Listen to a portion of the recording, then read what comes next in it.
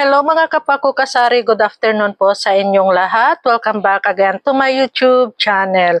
Another sharing na naman ako sa inyo mga kapako kasari. At bago ko simula ng aking pag-share sa inyo, time check muna tayo.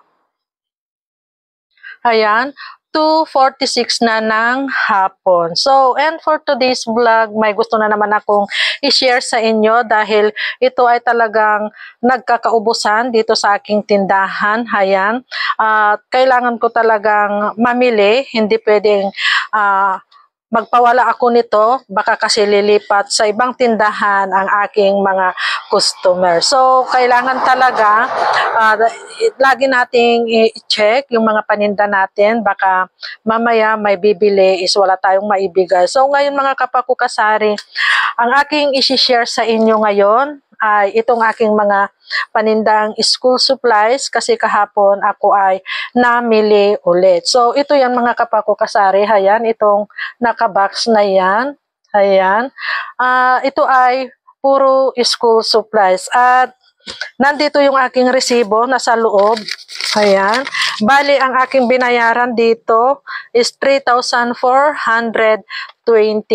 Itong isang box na puro school supplies, mga kapako kasari. So, first na aking isi-share sa inyo, ako ay bumili ng correction tape. Ayan, isang pad na correction tape na itong maliit lang. Hindi muna ako makakapag-share sa inyo kung magkano ang aking bintahan dahil hindi ko pa na-check ang aking resibo mga kapako kasari. Ilalagay ko na lang dyan sa aking screen kung magkano ang puhunan at kung magkano naman ang aking bintahan. So, ito yung correction tape na maliit. Next, talagang ito ay naubos sa aking tindahan. Ayan, ito ay yung Manila paper. So, bali kumuha ako ng isang rim ng Manila paper. Ayan, talagang ito ay naubos. Talagang as in na talagang wala. So, bali ang bintahan ko ng isang piraso nito is 10 pesos. So, ang aking lang may share kung ano lang talaga yung alam kong bintahan ko dito sa aking school supplies ay yun lang ang aking sasabihin mga kapako kasari kasi yung mga iba hindi ko kabisado kung magkano ang aking bintahan. So, i-check ko muna ang aking resibo.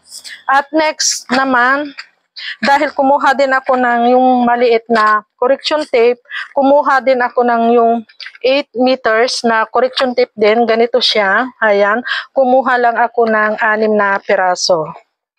Ito lahat, 6. So, ilagay ko na lang muna dito sa empty box.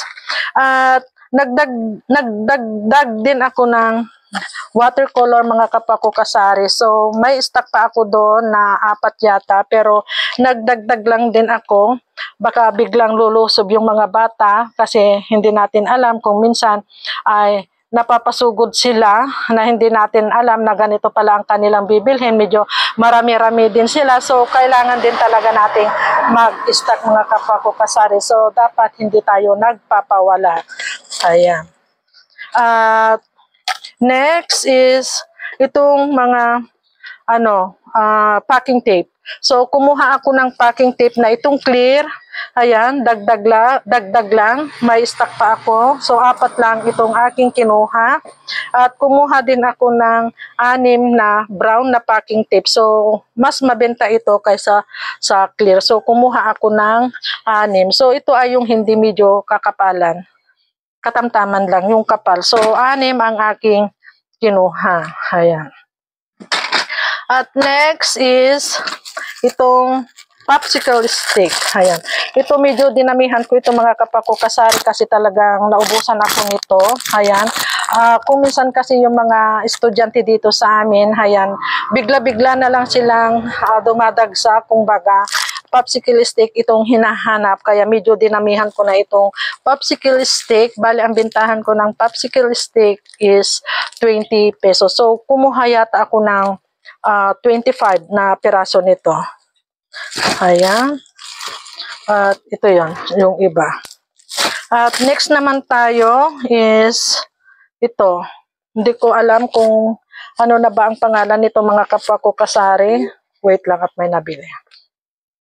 So, aking ipagpapatuloy mga kapako kasari, may bumili lang ng 2 stick na Mighty Red dyan sa aking likuran. So, siguro narinig niya na ako ay nagyayaw-yaw mga kapako kasari. So, sana ba tayo? Ayan, dito. Talagang nakalimutan ko itong mga kapako kasari kung ano na ba ang pangalan nito. Nasa aking dila, pero talagang nakalimutan ko. So, hayaan na lang natin. So, kumuha ako ng ilang kulay ba ito?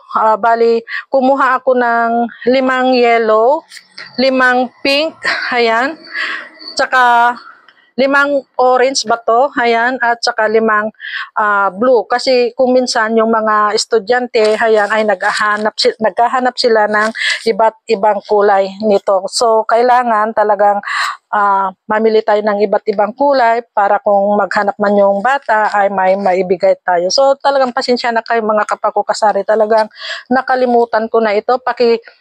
Comment down below na lang kung ano ba to. Talagang nakalimutan ko ang pangalan nito. So, next. Ayan. So, nagdagdag ulit ako ng notebook. So, ito lang talaga yung nakuha kong notebook kasi wala akong nagustuhan na design na notebook. Ito yung ordinary notebook lang. Ang bintahan ko dito is 25. So, naghahanap sana ako ng ibang mapagpipilian pero wala talaga sila, puro ganito. Ayan, iba't ibang kulay nito. Pero ang gusto ko sana para ma-attract naman yung mga bata is yung iba't ibang kulay na ay iba't ibang design na notebook, yung may pang babae, pang lalaki, ganun ba, para may mapagpipilian din yung mga bata. So, ito lang talaga yung aking nakuha, 4 lang. So, ang bintahan ko dito is 25.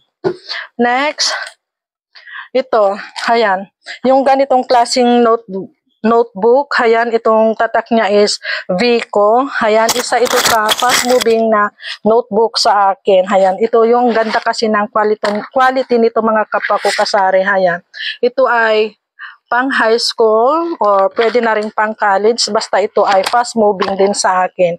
So, bali ang bintahan ko dito is 50 pesos. So, nagdagdag lang ako ng 5 piraso. At next is itong poster color. Ayan, kumuha lang ako ng isa. May 2 pa ako doon na stock. Bali, ang puhunan nito is 75. Ang aking bintahan is 100 pesos. At next is, ano to? Colored pencil. Colored pencil na ang tatak is HBW. Ayan, naubusan talaga ako nito mga kapako kasari. Kung walang maghanap, talagang hindi ko maisip ito na bilhin. Kung may naghanap, doon ko palang maililista mga kapako kasari. So, talagang napakahirap din kung minsan yung hindi natin na monitor yung mga paninda natin na paubos na pala, ganyan. So, saka pa lang natin malalaman na wala na pala tayong paninda kung may nagtanong. So, kailangan talaga na kung maaari talaga, hindi tayo nagpapawala ng mga school supplies. So, ito. At next is color pen. Ayan. Color pen na yung ganito. Ayan, kumuha lang din ako ng 5. Naubusan din ako nito mga kapwa ko kasari ng color pen. Ayan, 5. At ito, HBW din na marker. Ayan. Bali, ang kinukuha ko is yung broad. Bali, ang bintahan ko nito is 20 pesos. Yung pilot na permanent marker naman, ang bintahan ko doon is 40 pesos. So, kumuha lang ako ng isang box.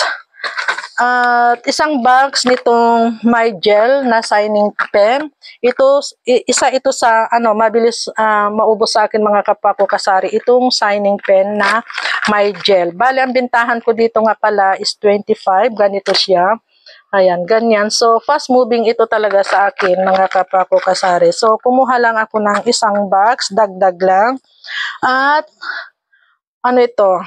Oil pastel na itong 8 lang ang laman. So, kumuha lang ako ng 5 piraso din nito. Ayan. So, bali ang bintahan ko nga pala dito is 40 pesos. Itong 8 ang laman. Kumuha ako ng 5 at 5 oil pastel din na 12 colors. Ayan. So, pang 50 pesos ang bintahan ko dito mga kapwa ko kasari. Itong 12 pieces ang laman na oil pastel. At next is itong HBW na glue stick. Ayan. So, ganito siya. Bale, ang bintahan ko dito is 14 pesos. Ayan. So, idagdag nyo ito mga kapwa ko kasari dyan sa inyong store kung kayo man ay nagtitinda rin ng mga school supplies. Kasi, itong isinishare ko sa inyo, ito talaga yung mga mabilis maubos sa akin.